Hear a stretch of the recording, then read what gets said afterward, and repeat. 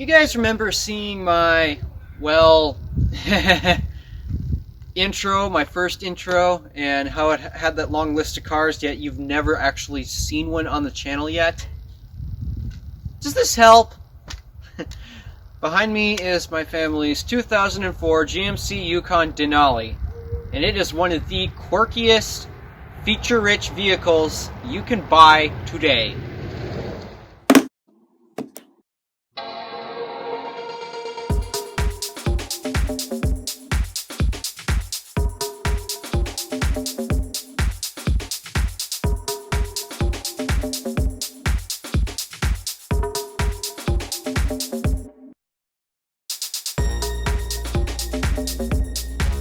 Before I go into the details and all that with this vehicle, I guess I'm going to give you a quick, brief history.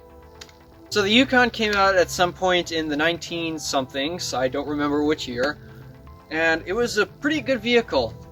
Seats, quite a few people, lots of cargo space. People loved it. But then came the 1990s... Is it 9 or 8? I don't remember.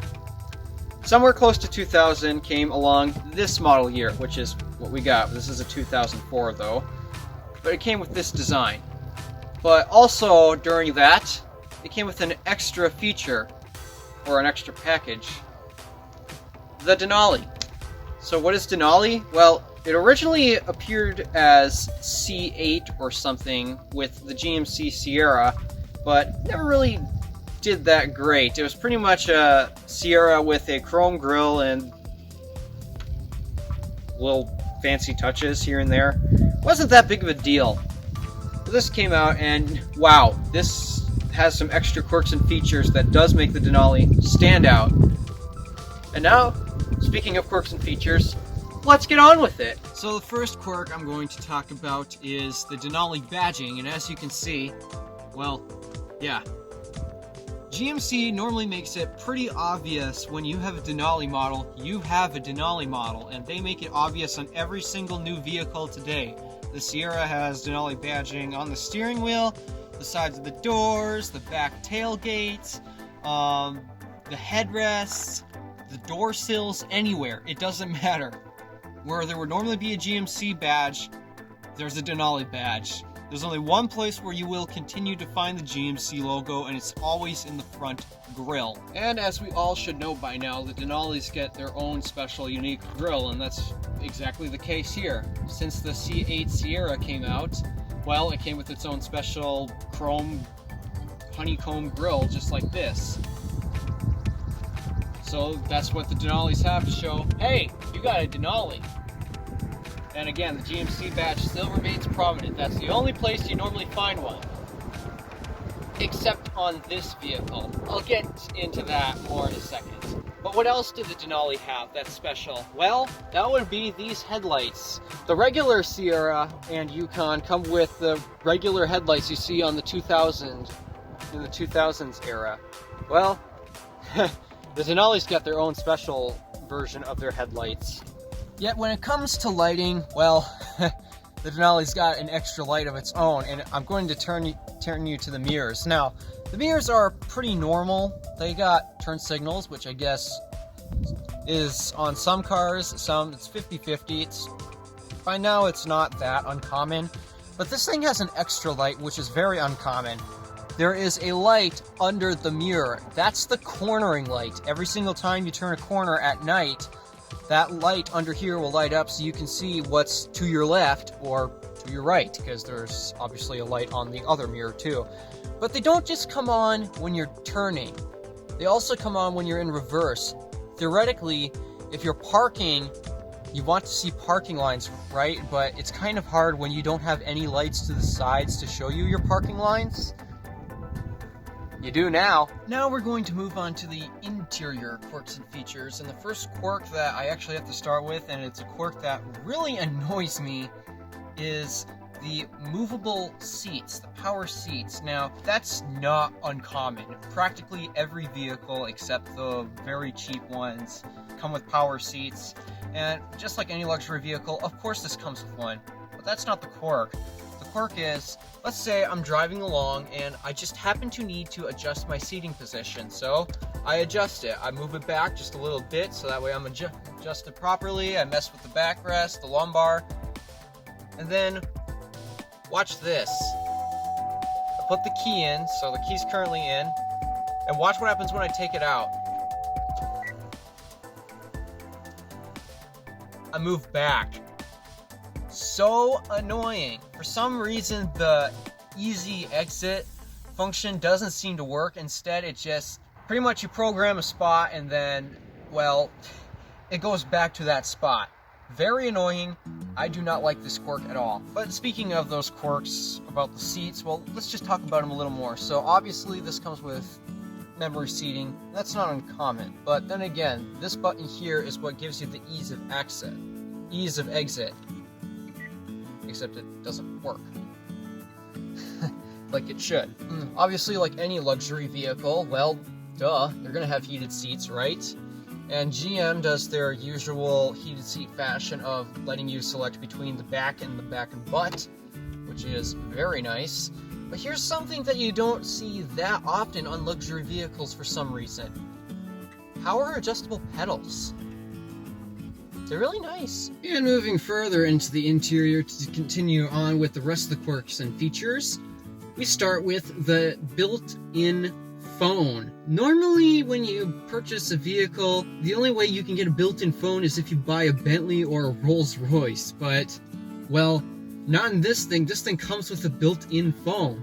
You talk to some provider, you get a phone number registered to the vehicle, and then you can use it to call. That was pretty cool back in 2004. Another cool thing about this vehicle is the CD player situation. Now, originally, I thought that this was just for the rear seat entertainment system, except this vehicle doesn't have one. So, when you look at the radio, you'll realize that there's two different CD players. There's the one in the radio head unit itself, and then when you look down into the storage bay, you'll notice there's a 6 CD changer in there.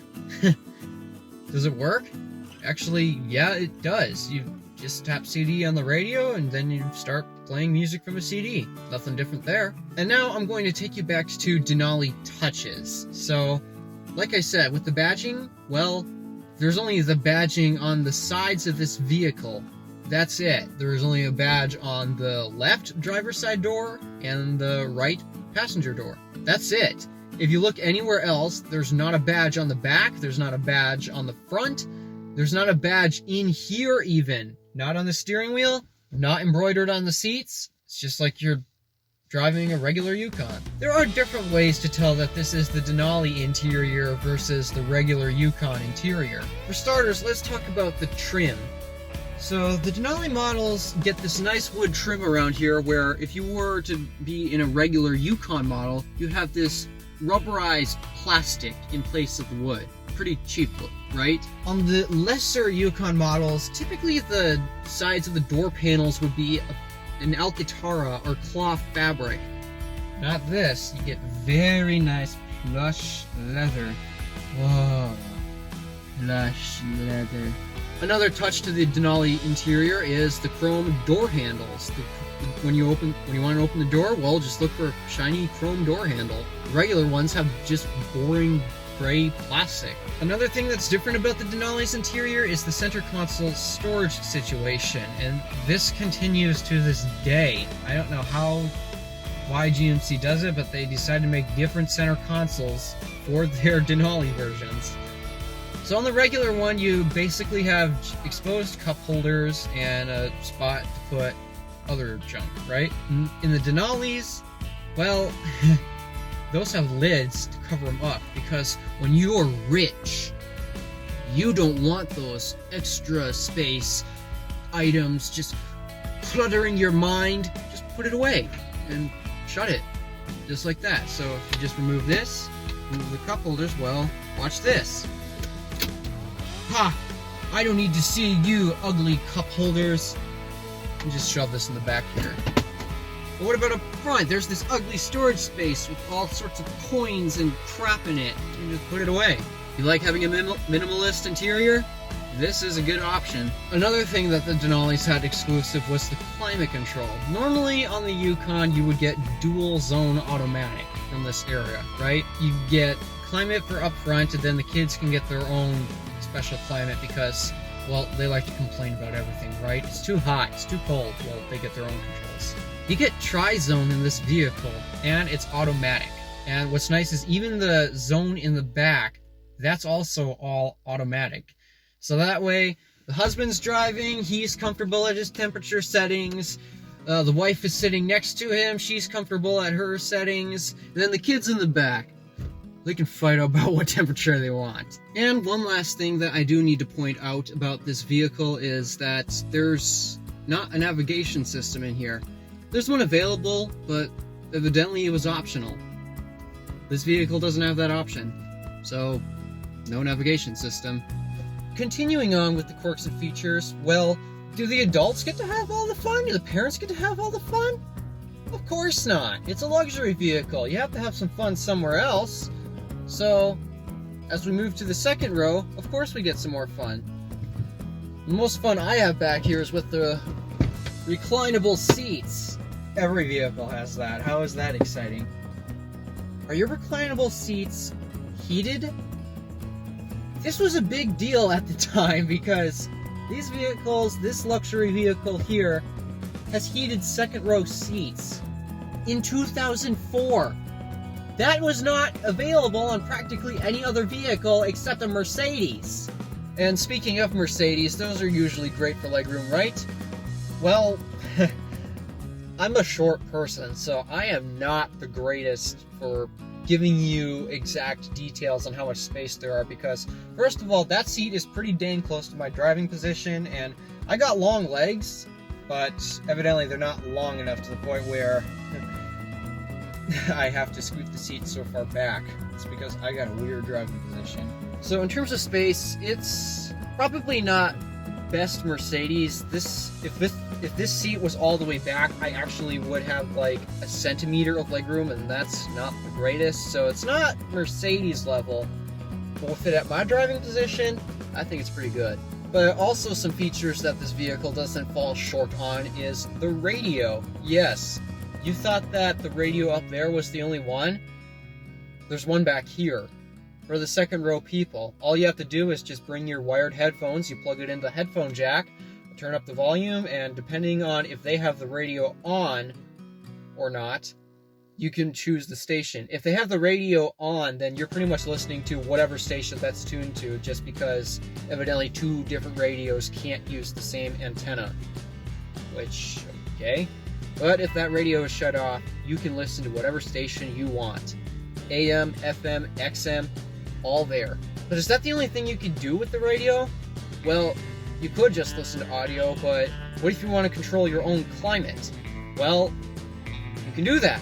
Right above the radio controls, there's the climate controls for the second and third row. The third zone in the climate, and the tri-zone climate control. Now, yes, I did say this is a 3-row vehicle, so now it's time to get into the third row. So there are two different ways you could do this. Now these are the captain chairs model, and well, pretty much all Denalis come with it standard, so no need to worry about a middle row seat or center seat, because there's no center seat. You can simply just walk through. However, when you're using it for family purposes and you have to bring a potty along with you, that center pass-through isn't that useful. So we have to do it the other way, which is folding down the seat. And it's not that hard. All you have to do is just pull this tab here, and then this lever here,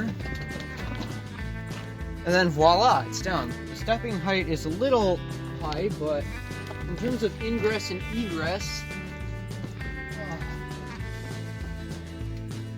it's not that bad. And when I put the seat back up,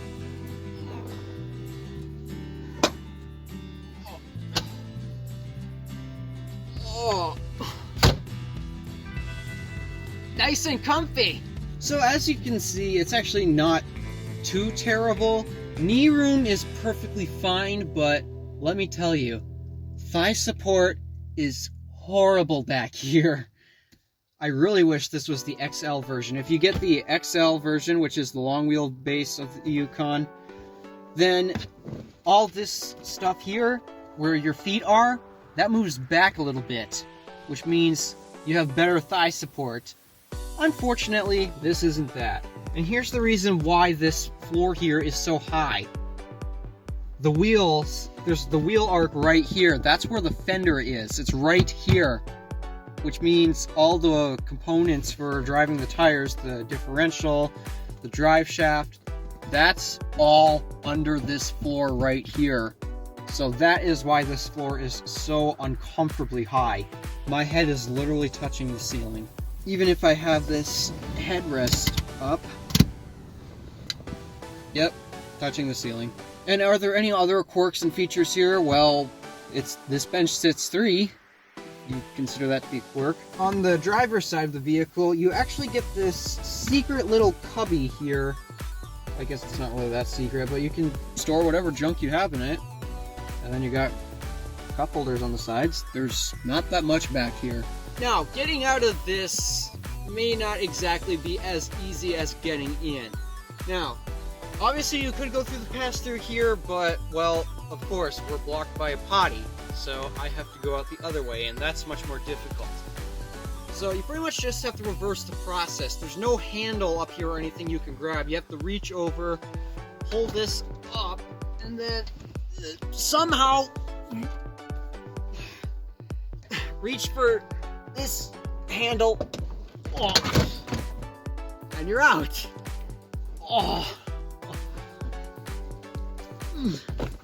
That's simple, right? And to finish up the rest of the tour of the vehicle, well, we move back here to the trunk. Now, there are 2 different ways you can get in. You could push the button max and it opens. Supposedly. There we go. This is one way to get access to your trunk. And then there's the other obvious way to get in. It's just a simple pull the tab and lift it yourself. And no, this does not have a power lift gate, so you got to do everything manually. Which brings us to the inside of the trunk. And no, there's nothing really special in here other than very little room. Whenever we vacation in this, we always have to remove the seat.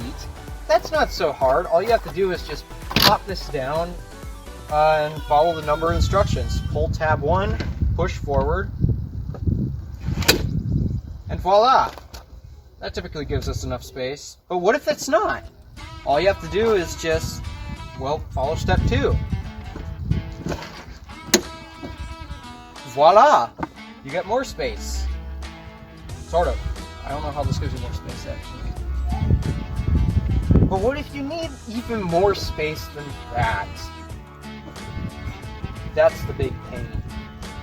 Because this actually isn't labeled, it's just pull a lever up here, pull this down, and you get to remove it. This thing's heavy. Obviously you can get more cargo room just by going for the XL version because, like I said, the longer wheelbase gives you more cargo room. It gives you like a foot more in terms of length. So I'd say tossing your junk back here shouldn't be that big of a problem, as long as you know how to manage your junk.